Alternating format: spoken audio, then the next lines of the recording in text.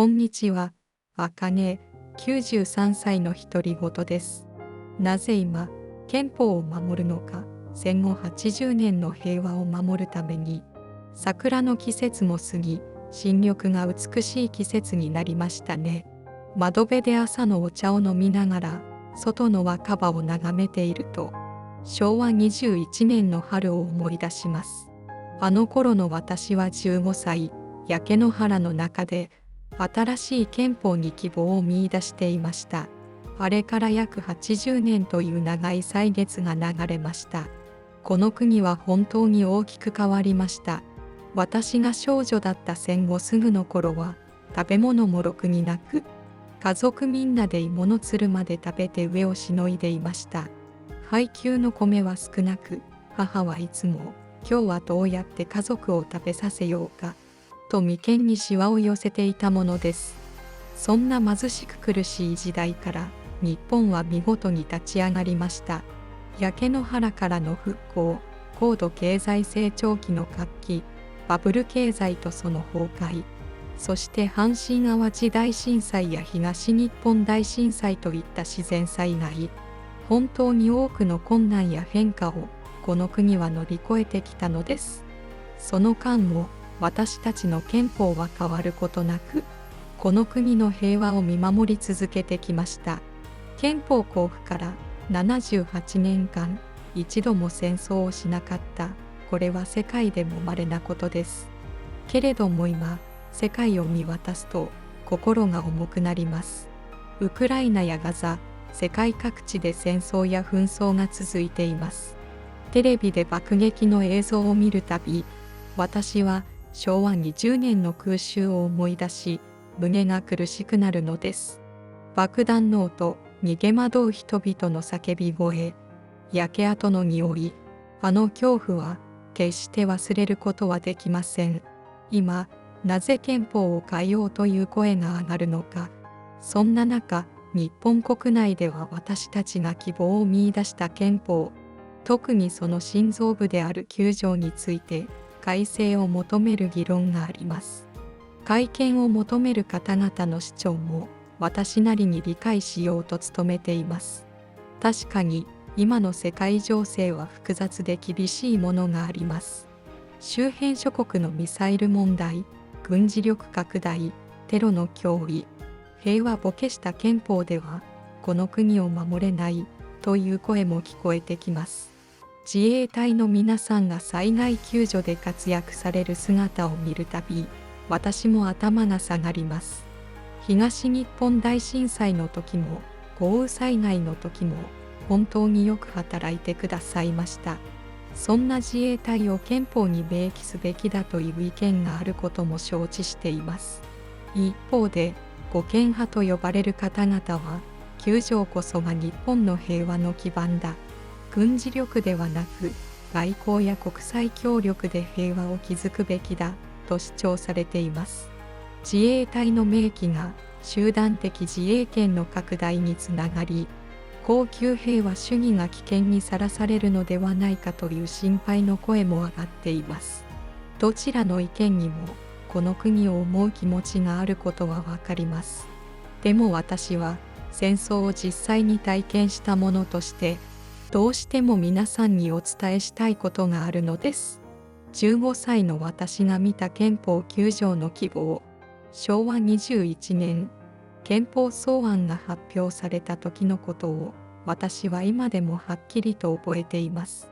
ラジオから流れてきた、戦争を放棄する、という言葉に、家族みんなが耳を澄ませました。父は戦地から帰ってきたばかりで、まだ痩せこけていました。兄は学徒動員で工場に駆り出され、勉強どころではありませんでした。母は毎日、近所の誰かの戦死の知らせに涙していました。そんな私たちにとって、憲法9条は希望の光でした。もう二度と、あんな思いはしなくていいんだ。息子や孫を戦場に送らなくていいんだ。平和に暮らせるんだ。あの条文は、単なる法律の文章ではありませんでした。それは私たち国民が戦争の惨禍を二度と繰り返したくないという切実な願いを込めて、世界に向けて発した平和の宣言だったのです。日本国民が平和を求めていると世界に宣言した証、私にとって憲法9条はまさにそういう存在でした。世界に先駆けて平和国家を宣言した本当に貴重なものだと思っています。どのような過程であっても、この憲法は守らなければいけない。憲法制定の経緯について様々な議論があることは承知しています。アメリカに押し付けられたという声も聞きます。でも私は思うのです。どのような過程で制定されたとしても、この憲法は守らなければいけないと。なぜなら、この憲法は78年間という長い歳月をかけて、私たちの社会にしっかりと根を張ってきたからです。戦後の復興期、高度成長期、そして現代に至るまで、この憲法とともに私たちは平和を築いてきました。それは単なる法律の条文ではありません。戦争の惨禍を知る私たち世代の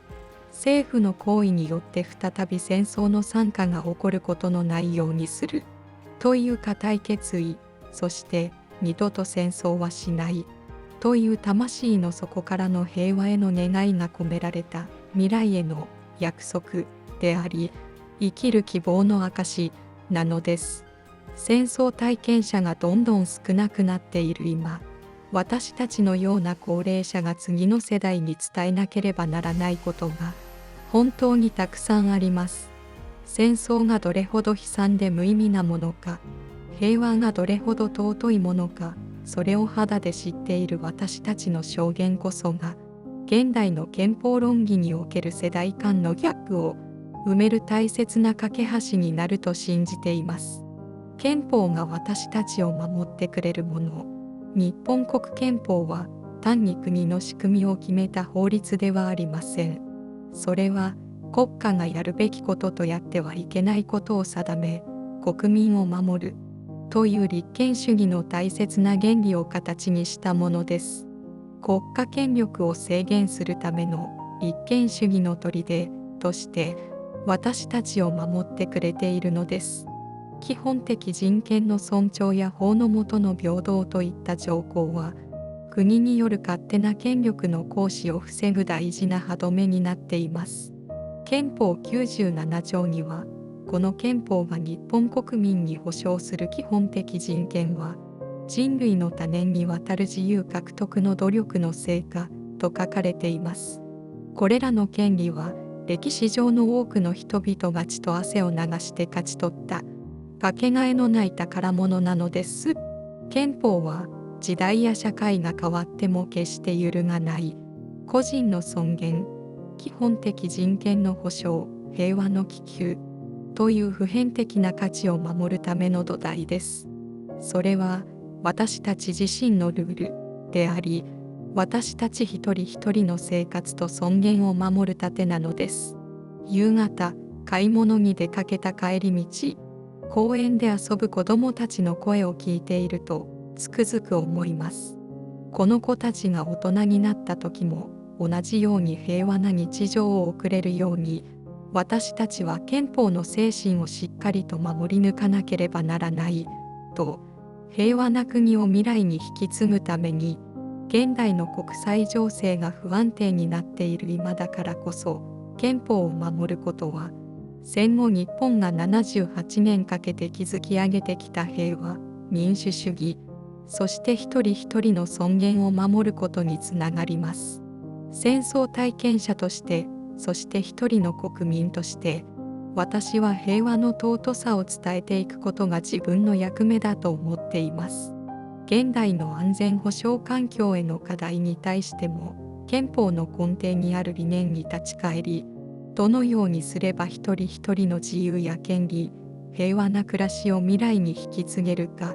そのために憲法がどんな役割を果たすべきかを、国民全体でじっくりと丁寧に議論していくことが何よりも大切だと思うのです。先日、小学生のひ孫と話をしている時に、あかねおばあちゃん、憲法って難しそうでわからない、と言ってきました。私は答えました。難しく考えることはないのよ。憲法はあなたたちが安心して勉強できて、友達と遊べて、将来の夢を描けるように、そんな平和な毎日を守ってくれるものなの。おばあちゃんたちがあなたたちの年頃に戦争で苦しんだから、